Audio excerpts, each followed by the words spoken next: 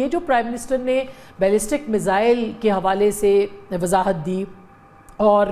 اس سے پہلے نائب وزیر اعظم نے بھی اپنے ایک انٹرویو میں یہ بات کہی، پھر صدر پزشکیان نے کہا اس کے اوپر کوئی کمپرومائز نہیں ہوگا، انہوں نے یہاں تک کہا کہ اگر یہ نہ ہوتا تو ہم غزہ بن چکے ہوتے، تو اس کی ظاہر ہے کہ اس کی ضرورت محسوس کی گئی ہوگی جو اس کے اوپر بات ہوئی ہے۔ کیا لگتا ہے آپ کو کہ کیوں اس حوالے سے بات کی گئی ہے؟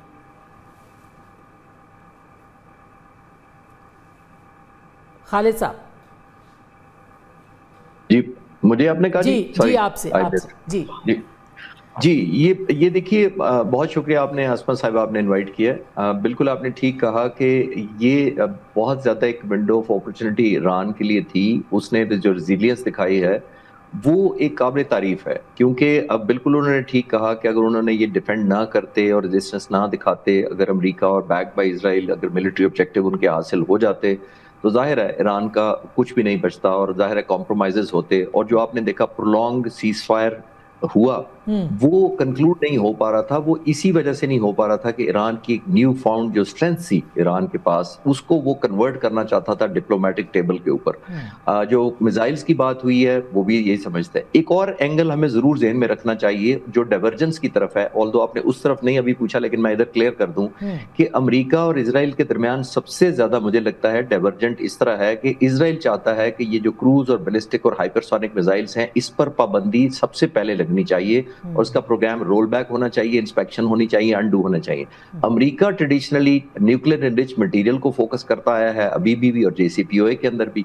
وجہ میں عرض کر دیتا ہوں، اس کی وجہ یہ ہے کہ دیکھیے جب کوئی ملک نیوکلیر ایکسپلوژن کرتا ہے اپنے ملک کے لیے تو ایک واحد ایکسپلوژن ہوتا ہے جو اپنی سرزمین پر خود کرتا ہے، جب وہ ٹیسٹ کرتا ہے اس کے بعد اس نے جب بھی کرنا ہوتا ہے اس انٹینشن سے ہوتا ہے، اللہ نہ کرے کہیں ایسا ہو، لیکن جب وہ ہوتا ہے پلان تو وہ دوسرے ملک پر گرانا ہوتا ہے۔ یہ صلاحیت نمبر 1 ہوتی ہے، صلاحیت کرنا ایک اور چیز ہوتی ہے، اور جب تک آپ کو ڈیلیورنس میکنزم آپ کا کریڈیبل، ایشورڈ اور ایکوریٹ نہ ہو تو اس نیوکلیر ٹیکنالوجی کا اور انریچمنٹ کا آپ کو کوئی فائدہ نہیں ہوتا۔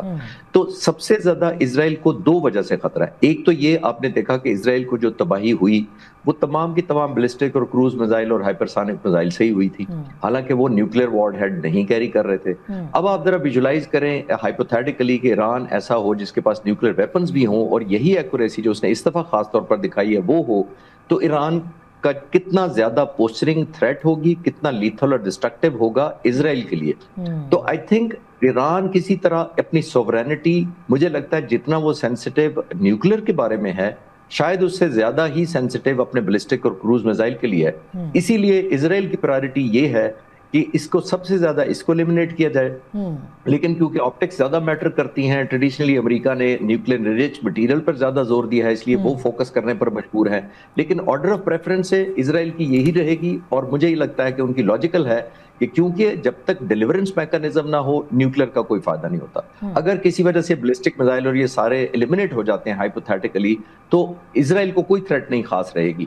تو ڈیلیورنس کی سب سے زیادہ ایکوریسی ہونے کی وجہ سے اس دفعہ میں نے اس کو فالو کیا تھا، جو ان کے ویپنز تھے وہ بہت ہی زیادہ ایکوریٹ تھے، ایرانین کے ری وزٹس انہوں نے بہت کم کیے ہیں، یعنی جس چیز کو ایک دفعہ تباہ کیا بہت زیادہ کوشش ان کی یہی تھی کہ ایک ہی حملے کے اندر اس جگہ کو ڈسٹروائے کر دیا جائے۔ ری وزٹس نہیں ہوئے، جس کا مطلب یہ ہے کہ پن پوائنٹ ایکوریسی انہوں نے حاصل بھی کی ہے، ڈسیپشن بھی انہوں نے اپنے اسرائیل کے ایئر ڈیفنس سسٹمز کو کامیابی سے کیا ہے، اور کنسسٹنٹلی اس پریشر کو اسرائیلی لوگوں پر اور خاص طور پر ملٹری پر وہ مینٹین کیا ہے۔ تو یہ ایک نیو فاؤنڈ لیوریج کی وجہ سے کہیں یہ بات ہو رہی ہوگی آپ کے خیال میں کہ بیلسٹک میزائلز کو جو ہے وہ انکلوڈڈ ہے اس پورے ڈائلاگ کے اندر، جس کو کہ پہلے ہی روکا گیا ہے پرائم منسٹر کی طرف سے بھی اور پزشکیان صاحب کی طرف سے بھی۔ جی بالکل آپ ٹھیک فرما رہی ہیں کہ ڈیفینیٹلی یہ کنسرن بھی تھا اور یہ بات چیت ہوئی بھی تھی، لیکن کیونکہ پوری دنیا میں اس طرح کا کوئی نو گو ایریا نہیں ہے کروز میزائلز کے بارے میں، امریکہ کے پاس بھی ہیں، ساری دنیا میں ہیں، تو اس کو ایتھیکلی، مورلی اور ملیٹریلی روکنا یا کسی اگریمنٹ کا حصہ بنانا بہت مشکل ہے۔ اور وہ پاکستان کے پرائم منسٹر نے لاجیکل بات کی ہے کہ جب ساری دنیا میں کہیں ایسی رکاوٹ نہیں ہے، انریچمنٹ کا تو کہا جاتا ہے این پی ٹی کا اگر آپ نے سائن کیا ہے جو ایران نے 1970 میں سائن کیا تھا اور پھر اس کے بعد جے سی پی او سائن کیا تھا، تو وہ اس کی بائنڈنگ تو ایران لینے کو بھی تیار ہے، کچھ حد تک گیو اینڈ ٹیک لینے کو بھی تیار ہے، لیکن جو بیلسٹک اور کروز میزائل ہیں وہ پوری دنیا میں عام ہے، کوئی ایسا بینڈ نہیں ہے۔ تو तो कैसे आप इजराइल प्रेशर डाल सकता है ईरान पर कि वो भी अंडू करे,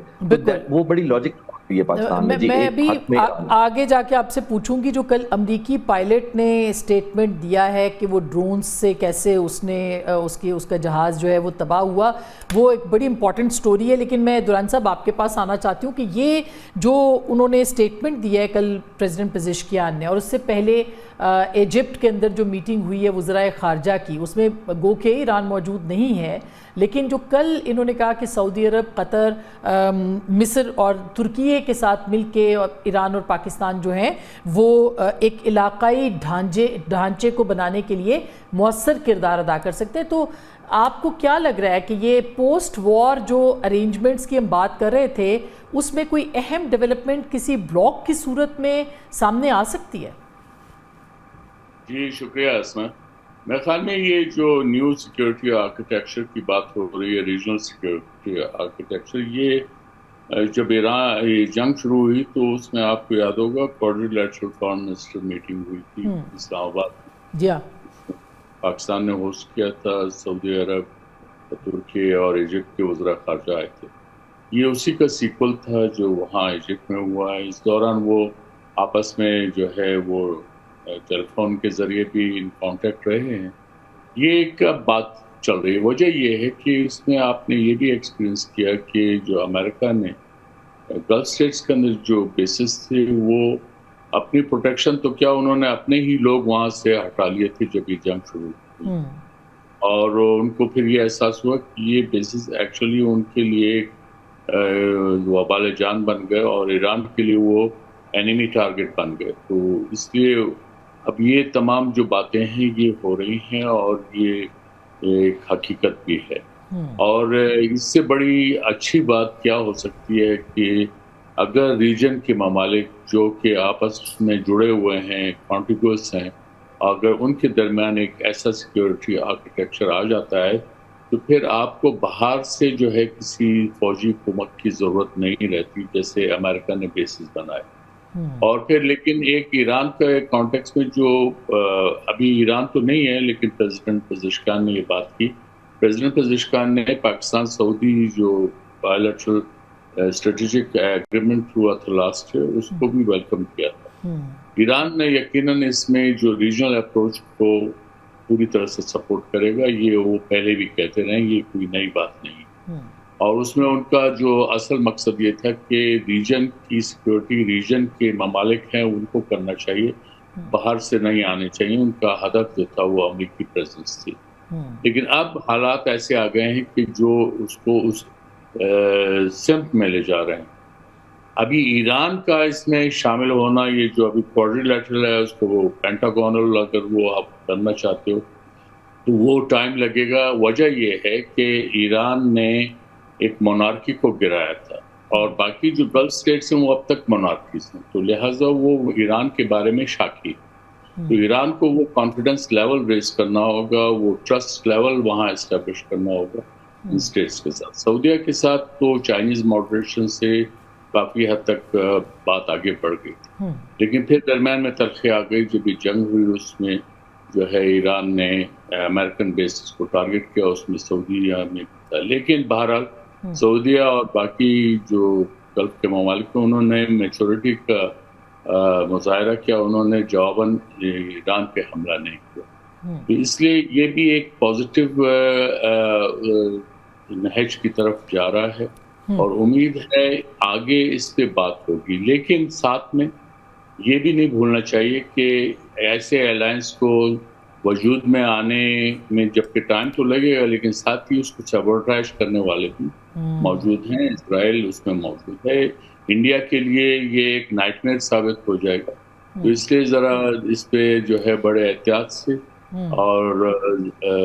प्रूडेंस के साथ आगे बढ़ना पड़ेगा। इसमें जल्दी आने की जरूरत नहीं। जी, इस पे बात करते हैं कि किस तरह से क्या क्या